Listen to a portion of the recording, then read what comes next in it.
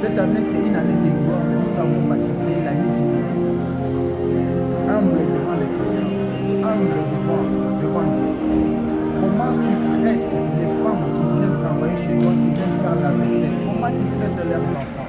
Comment tu traites la personne pour qui tu as le pouvoir, la personne qui te soutient, que tu payes les frais scolaires? Comment tu traites les gens qui te donnent les moyens, les gens qui n'ont rien devant toi, les gens qui te soutiennent?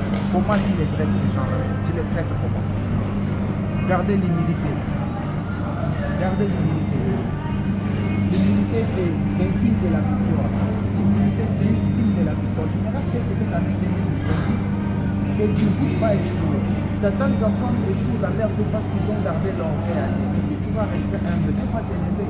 Chaque chapitre 4, le verset 6, la Bible dit, il résiste aux orgueilleux, mais il fera sortir. Dans ce que je t'en ai dit, dans le livre de Jacques, chapitre 4, le verset 6, la Bible dit, il accorde plus une grâce excellente.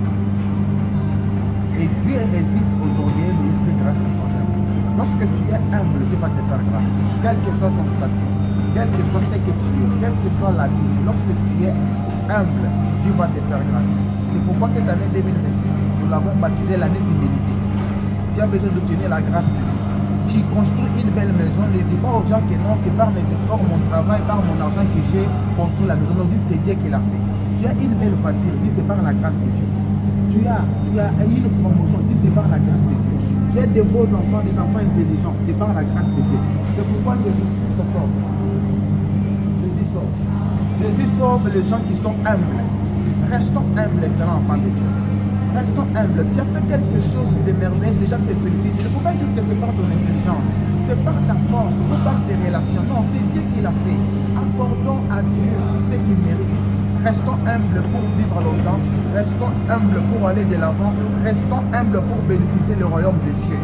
Le royaume des cieux est ce qui se comporte comme les enfants. Et lorsque tu resteras comme enfant, tu bénéficieras du royaume des cieux. Arrêtons de faire les choses de ce monde. Arrêtons toutes ces choses. Cherchons premièrement le royaume et la justice de Dieu. Toutes les choses nous seront données par-dessus. C'est pourquoi Matthieu chapitre 6, le verset 33, la Bible dit, cherchez premièrement le royaume et la justice de Dieu, et toutes ces choses vous seront données par-dessus. Que le Seigneur vous bénisse. Gardons l'humilité, restons humbles envers nos frères et sœurs. Même si c'est toi qui es chef, quelque part, tu as les subalternes, tu as les gens que tu diriges, reste humble devant ces gens. Tu es dans une famille, tu es riche, certains sont pauvres, reste humble au milieu des autres.